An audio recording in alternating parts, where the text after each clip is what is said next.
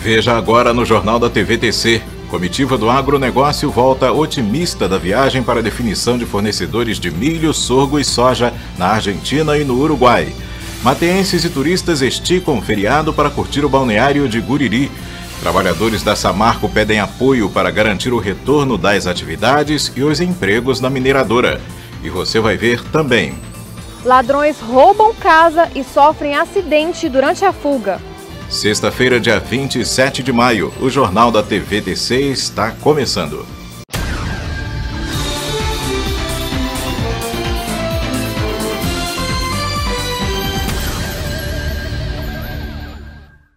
Boa noite. Os católicos de São Mateus mantiveram a tradição de confeccionar tapetes no feriado de Corpus Christi. Missas e procissões também marcaram a programação nas comunidades. Os tradicionais tapetes preparados para celebrar o dia de Corpus Christi deram novas cores às ruas próximas às comunidades católicas. A manifestação artística é utilizada para a passagem das procissões que marcam a data. Para confeccionar os tapetes foram usados diversos tipos de materiais, como borra de café, farinha, areia, embalagem de ovo e outros acessórios. Os desenhos confeccionados são variados. Este ano, um dos temas retratados foi a escassez de água potável. A crise hídrica no norte capixaba. O volume de água na barragem do Jundiá, em Jaguaré, caiu de 25% no início de março para apenas 5% do normal agora. Como é o local de captação para o sistema de abastecimento da cidade, o diretor do SAAI, Sérgio Pinto Correia, destaca que há 15 dias o racionamento foi ampliado de 8 para 10 horas diárias. Para reforçar o abastecimento na zona urbana de Jaguaré, a autarquia está investindo em poços artesianos. O racionamento, que era de 1 da tarde às 9 da noite, foi ampliado para o período de 11 da manhã às 9 da noite. Atualmente, em caráter emergencial, o sistema funciona 14 horas por dia. Ainda são utilizados 100 mil litros de água por dia da barragem, acrescidos de 60 mil litros de uma nascente cedida por um produtor rural e 22 mil litros de um poço perfurado no início do ano na sede do SAAI na cidade. O diretor Sérgio Correia lembra que para abastecer o sistema em 14 horas de funcionamento são necessários 180 mil litros por hora. O abastecimento será reforçado por um poço que será interligado ao sistema de captação. Ele foi perfurado no Jundiá e aguarda a chegada da bomba para entrar em operação. O Dia Mundial da Energia, celebrado no próximo domingo, dia 29 de maio, coloca em pauta a importância do uso consciente da eletricidade. A boa prática pode começar com a mudança de pequenos hábitos do dia a dia, com o objetivo de combater o desperdício e economizar na conta de luz. Confira algumas sugestões. A distribuidora de energia elétrica do Espírito Santo, Excelsa, apresenta algumas dicas úteis que podem contribuir para a utilização eficiente da eletricidade e gerar economia. O aproveitamento de resistência queimada pode acarretar em aumento de consumo de energia. Nos dias frios, o tempo do banho deve ser o menor possível, de 5 a 8 minutos, já que o chuveiro utilizado na posição inverno consome cerca de 30% a mais comparado com a posição verão. Com relação às instalações internas, a fuga de corrente é uma das grandes causas do desperdício e, consequentemente, do aumento na conta de luz. Emendas de fios feitas de forma incorreta, conexões frouxas, fios desencapados ou com isolamento comprometido pelo tempo podem ocasionar a fuga de corrente. O ferro elétrico é um equipamento que pode sobrecarregar a rede elétrica se não utilizado da forma correta. Para reduzir o consumo de energia, o ideal é passar todas as roupas de uma vez só e ajustar a temperatura para cada tipo de tecido. Quando for adquirir um novo aparelho, é necessário que o consumidor fique atento ao selo Procel, que reconhece os equipamentos considerados faixa A da Etiqueta Nacional de Conservação de Energia, instituída pelo Inmetro, ou seja, todos os equipamentos que têm essa certificação são mais eficientes e contribuem para a preservação do meio ambiente, além de reduzir a conta dos clientes sem diminuir o conforto. É importante ter em mente que equipamentos eficientes são mais exigentes em relação à rede elétrica que os abastece. Por isso, manter a fiação interna em equilíbrio é essencial. A letra A é um produto que tem mais economia de energia. A letra B é média. A C e a D já é uma classe mais alta. Aí o consumo é mais alto também. Ele explica que a geladeira Frost Free consome mais energia que as demais e que a maioria dos consumidores estão atentos a isso. Aqueles que já têm um conhecimento, que já vai pela letra A devido ao consumo, entendeu? As pessoas estão mais conscientes, então? Sim. Um levantamento do Inmetro mostra que uma família gasta em média de R$20 a R$30 por mês em uma casa com 2 quartos com iluminação de lâmpadas incandescentes. Substituindo-as por fluorescente, o custo mensal cai para cerca de R$4. Vale lembrar que tetos e paredes pintados com cores claras refletem melhor a luz, o que diminui a necessidade de iluminação artificial durante o dia. O governador Paulo Artung assina na segunda-feira, às 9 horas, a ordem de serviço para as obras de fechamento da barragem Pinheiros Boa Esperança, no Rio Itaúninhas. A confirmação da agenda foi feita hoje pela assessoria de comunicação do governador. O secretário estadual da Agricultura, Otaciano Neto, também teve a presença confirmada na agenda. A cerimônia será realizada na barragem no Rio Itaúnas, a 4 quilômetros do centro urbano de Pinheiros. As obras de conclusão da barragem de Pinheiros custaram R$6.100.000. A implantação teve início em 2003, mas o projeto sofreu com inúmeras paralisações ao longo dos anos. O governo do estado decidiu assumir a obra no final do ano passado. A expectativa é que o barramento esteja fechado até o primeiro semestre do ano que vem. E você vai ver ainda hoje, ladrões roubam casa e sofrem acidente durante a fuga. E já no próximo bloco, Delegação Empresarial e Política Capixaba volta otimista da viagem à Argentina e ao Uruguai. Nós voltamos em instantes.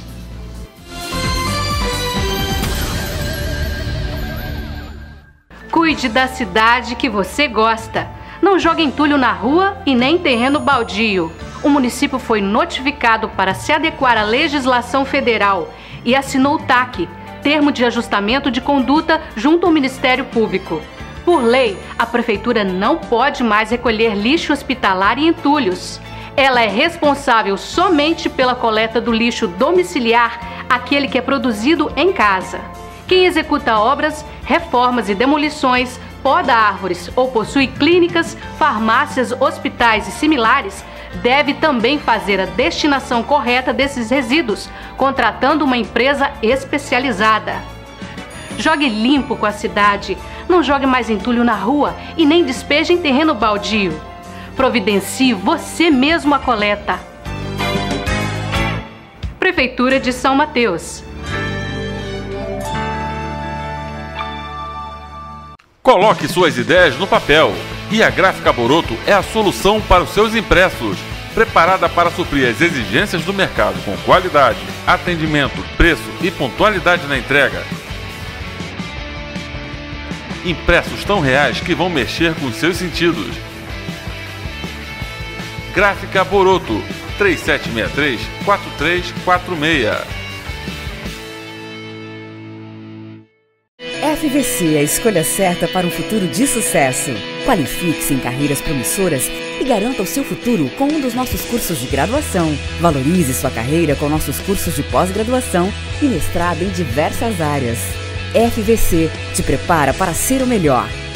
Não tem o FIES? Nós temos o FINED. Com o FINED fica mais fácil estudar e pagar. FVC, a faculdade aprovada pelos alunos e reconhecida pelo MEC. Você quer ter mais informação, mais credibilidade, mais conforto? Então assine a Tribuna do Cricaré por apenas R$15 mensais. Fazendo uma assinatura, você assegura o acesso às informações do norte do estado capixaba. Você recebe a TC em casa ou no escritório. Quer mais vantagens? Você escolhe o plano que se encaixa no seu perfil e economiza até 40% em relação ao preço de banca. Assine agora, 3763-3382, Tribuna do Cricaré.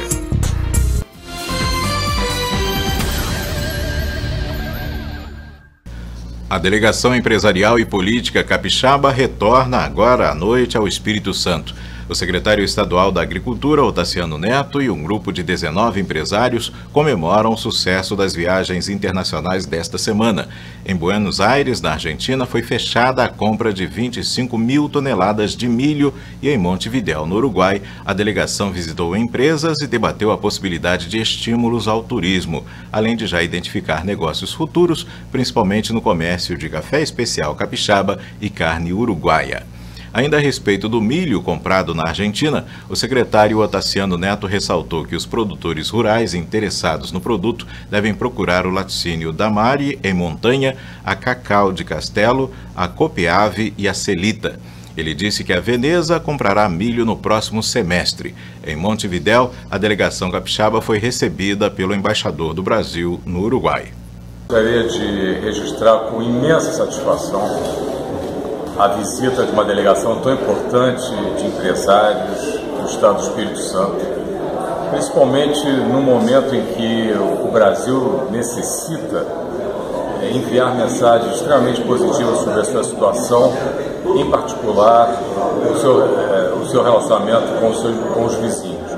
O Uruguai é um país tradicionalmente amigo do Brasil, um país receptivo, curioso a respeito da nossa realidade. E, repito, é oportuna a visita dos empresários capixabas, porque eles mostram que existem alternativas de contato no Brasil, não necessariamente vinculadas somente a alguns estados. Eu tenho certeza que o Espírito Santo tem muito a oferecer ao Uruguai, existem identidades em uma série de segmentos, existem oportunidades de promoção do comércio, de promoção de atividades que sejam lucrativos para ambos os lados. Eu me permito mencionar não só a parte agropecuária, mas vejo com muita importância e com muito futuro a questão do turismo. É importantíssimo que não só o Uruguai, mas o próprio Estado do Espírito Santo busquem alternativas, busquem fórmulas que permitam uma interação mais intensa e, evidentemente, produtiva para os dois lados. Eu, como embaixador do Brasil, me sinto muito honrado com a visita e espero que essa visita se repita em outras oportunidades, sempre em prol do fortalecimento do relacionamento entre o Brasil e o Uruguai, com particular ênfase no Estado do Espírito Santo. Muito obrigado. Secretário, por favor. É uma satisfação ser recebido com toda a delegação do Estado do Espírito Santo aqui na Embaixada do Brasil no Uruguai, na cidade de Montevidéu. Nós temos muitas coisas que a gente pode desenvolver e avançar nessa relação entre o Espírito Santo e Montevidéu e o Uruguai. Nós temos dos dois lados contribuições a somar. Nós podemos, parte do Espírito Santo, ofertar e dialogar com o Uruguai na questão do turismo, que é muito importante, e também na questão da exportação do café. Nós temos cafés especiais relevantes no estado, tanto o arábica como o nosso robusta, que é o nosso conilon, muito importante, e também nós temos muito que aprender com o Uruguai, principalmente na questão da carne. Então a gente tem certeza que a gente vai poder estar cada vez mais próximos e agradecer a gentileza pelo qual o senhor nos recebeu, todo o seu equipe nos recebeu. A gente nos honra muito ter a oportunidade de estar aqui na Embaixada do Brasil no Uruguai.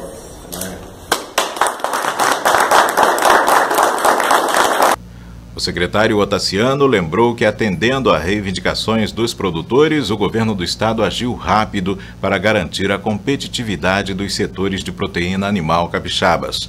Com apoio da Assembleia Legislativa, isentou a cobrança de ICMS sobre a importação do milho, que era de 12%. Com isso, viabilizou uma alternativa para que os produtores do estado possam fazer a aquisição do produto a preços melhores do que os praticados no mercado interno. Otaciano frisou a importância dos setores de produção animal, que em 2015 foram responsáveis por quase 30% do valor bruto da produção agropecuária capixaba. O valor de produção somou 2 bilhões e 400 milhões de reais e o setor gerou mais de 35 mil empregos diretos. Trabalhadores da Samarco pedem apoio dos deputados estaduais para garantir o retorno das atividades e os empregos na mineradora. Cerca de 500 empregados da Samarco vieram à Assembleia Legislativa pedir apoio contra 1.200 demissões que, segundo eles, estão para acontecer na empresa a partir de 25 de junho. Os funcionários afirmam que no Espírito Santo, 400 trabalhadores correm o risco de ficarem desempregados e mais 800 em Mariana, Minas Gerais. Os funcionários da Samarco foram recebidos na entrada do Legislativo por uma comissão de parlamentares. Por autorização do presidente da Casa, deputado Teodorico Ferraço, puderam usar a tribuna. Segundo os empregados, a interrupção das atividades da mineradora desde o rompimento da barragem com rejeitos de minério em Mariana é um dos fatores que põe em risco os postos de trabalho.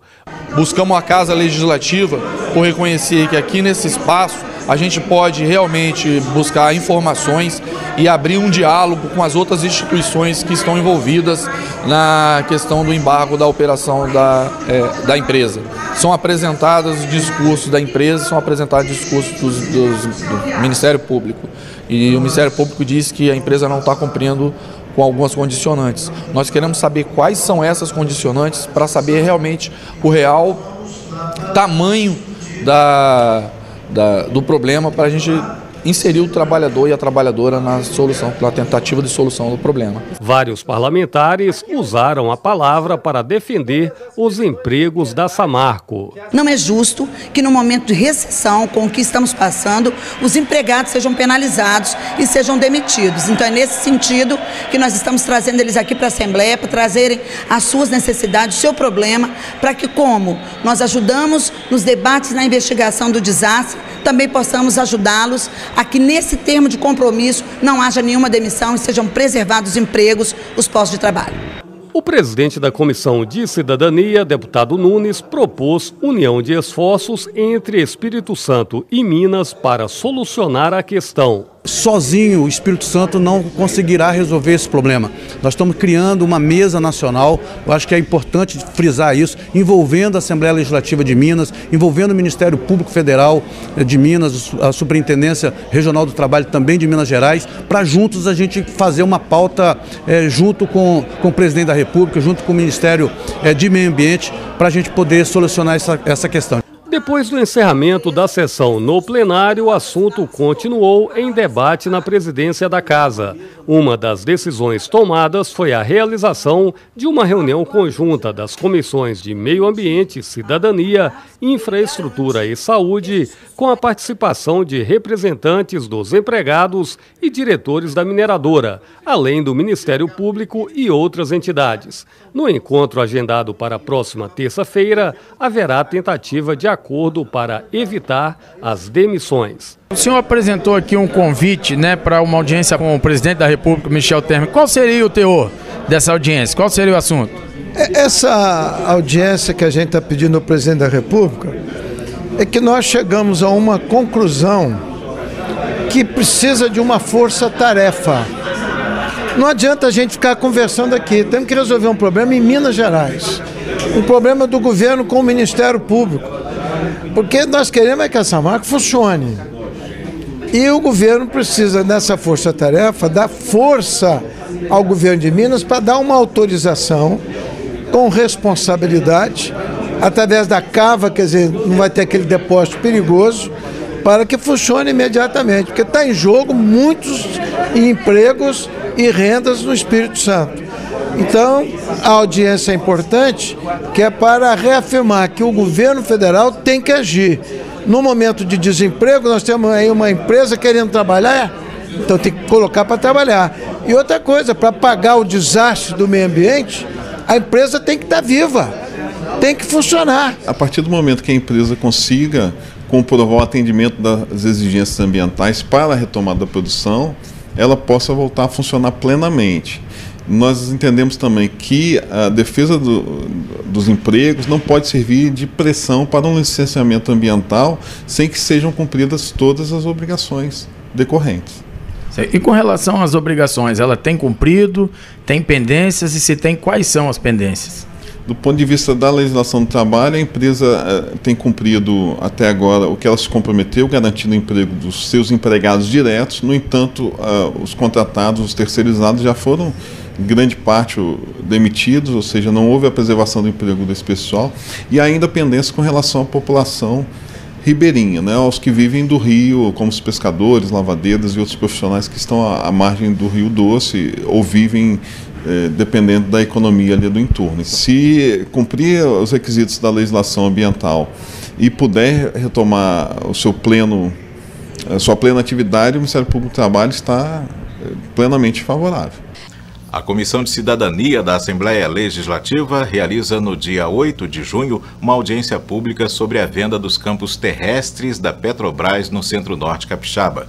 O debate terá início às 2 da tarde no plenário Dirceu Cardoso. De acordo com a assessoria de comunicação do Sindipetro, está confirmada a presença do ex-presidente da Petrobras, Sérgio Gabrielli, do vice-presidente da Associação dos Engenheiros da Petrobras, AEPET, Fernando Siqueira, do secretário estadual da Casa Civil, Paulo Roberto Ferreira, e de um representante da Federação Única dos Petroleiros, a FUP. O Sindipetro afirma que a Petrobras venderá os campos de petróleo de São Mateus, Conceição da Barra, Jaguaré e Linhares, o que significa redução das vagas de emprego com impacto negativo na economia da região. Segundo o Sindipetro, mesmo com o barril com um preço muito abaixo do normal, o município de São Mateus arrecadou somente em 2015 o equivalente a R$ 32.600.000 em royalties de petróleo. Os trabalhadores do setor de petróleo, próprios e terceirizados, injetam mais de R$ 6 milhões por mês na economia local. E veja depois do intervalo no Jornal da TVTC. Mateenses e turistas esticam o feriado para curtir o balneário de Guriri.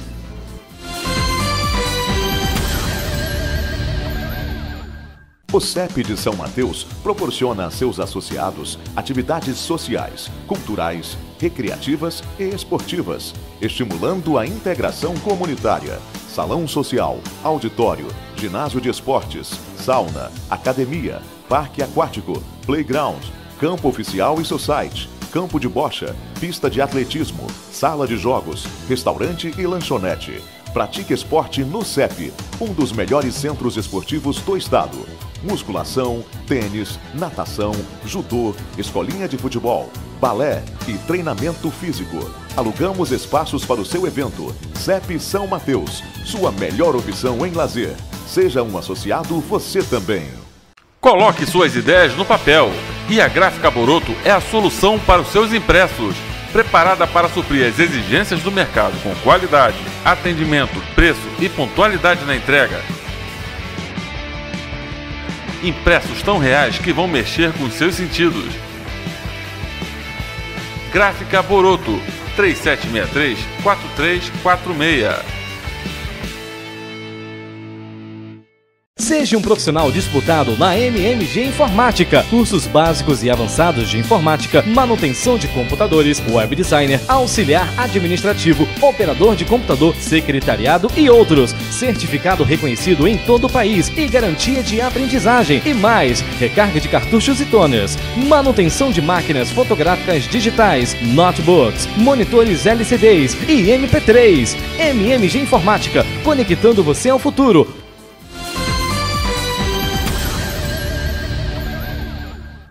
Veja a previsão do tempo para amanhã em São Mateus e região. Sábado de sol com algumas nuvens, não deve chover. Temperatura mínima de 18 e máxima de 29 graus. Em Conceição da Barra, o dia será de sol, mínima de 19 e máxima de 28 graus.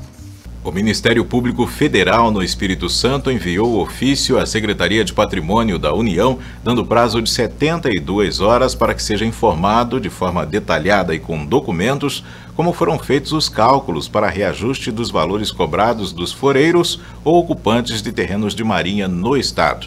De acordo com representação feita pelo deputado federal Lelo Coimbra à Procuradoria e com notícias veiculadas na imprensa, há casos em que o aumento variou entre 50% e 500% este ano. Segundo a assessoria do MPF, isso teria acontecido por conta de lei que entrou em vigor em novembro do ano passado, determinando que o valor dos terrenos da União seja atualizado de acordo com a planta de valores genéricos elaborada pelos municípios. Atualmente, cerca de 60 mil imóveis ocupam terrenos que pertencem à União no Espírito Santo. Assinado pelo Procurador da República, André Pimentel Filho, o ofício foi entregue segunda-feira. Como o prazo venceria no meio do feriado, a superintendência solicitou que a entrega da documentação seja feita na próxima segunda-feira. O MPF acatou o pedido. E agora o destaque policial. Uma casa foi roubada na zona rural de Jaguaré. Os ladrões fugiram com a moto da vítima e se envolveram em um acidente. A repórter Paloma Tomás tem os detalhes. Um homem relatou à polícia que estava dentro de casa quando ouviu 2 estampidos, parecidos com tiros, e foi até a varanda para verificar o que estava acontecendo. Ao sair, foi surpreendido por 2 desconhecidos. Um deles estava com um revólver. Eles amarraram e prenderam a vítima dentro de um quarto e fugiram com a moto do morador. De acordo com a Polícia Militar, durante o atendimento da ocorrência, os suspeitos se envolveram em um acidente próximo ao córrego do Cachimbal. Eles abandonaram a moto e seguiram a pé pela rodovia. Quando avistaram a viatura da polícia, eles se esconderam em uma plantação de café. Foram feitas buscas, mas os suspeitos não foram encontrados. Momentos depois, os policiais retornaram ao local e encontraram um dos envolvidos do roubo, que é menor de idade. Ele foi detido e confessou o crime, dizendo que usaria o veículo para ir para a Bahia. Ele estava com lesões no pé esquerdo e foi levado para o pronto-socorro de Jaguaré. Após o atendimento médico, suspeito e vítima foram encaminhados para a Delegacia Regional de São Mateus. Paloma Tomás para o Jornal da TVTC. Obrigado, Paloma. E durante patrulhamento pelo quilômetro 35, a Polícia Militar avistou 2 homens em uma moto preta e sem placa. Ao perceber a presença da viatura, eles não obedeceram a ordem de parada e seguiram em direção ao córrego Mata Sede. Os policiais acompanharam o veículo. Logo depois, o carona da moto efetuou 3 disparos contra os militares, que revidaram com 5 tiros. O acompanhamento foi interrompido porque o pneu da viatura furou, perdeu o controle e bateu num barranco, causando estragos no plástico do para-choque. Com isso, foram enviadas 3 viaturas para apoiar a ação. Os policiais realizaram buscas, mas não conseguiram encontrar os suspeitos. Segundo a Polícia Militar, um deles, inclusive, está envolvido em diversos disparos de arma de fogo em Nova Aimorés e Nestor Gomes, e possui uma extensa lista de crimes cometidos na região dos quilômetros. Mateenses e turistas deram uma esticada no feriado de Corpus Christi para curtir o balneário de Guriri. O friozinho deu uma trégua e várias pessoas foram a Guriri para curtir a praia. É o caso do Ceandro Silva, morador do Porto. Ex-guarda-vida, ele se diz apaixonado pelo mar. Por isso, sempre que pode, vem ao balneário. Não podemos deixar passar essa oportunidade, né? Aí eu vim trazer as crianças. Outros vieram de longe. Este grupo de Eunápolis deixou a badalação das praias baianas para aproveitar a tranquilidade de Guriri. Nós moramos perto de Porto Seguro, Arraial da Ajuda e tudo, uma programação boa. Só que a gente gosta de vir, até para descansar um pouco. Alguns barraqueiros reclamaram do movimento, outros ficaram satisfeitos. As pessoas vêm, deu sol, tá todo mundo aqui. Teve gente que aproveitou o feriadão em Guriri de outras maneiras. Esta senhora fez questão de conhecer a capelinha. Alguns preferiram caminhar no calçadão ou andar de bicicleta. Estes curtiram a paisagem do alto.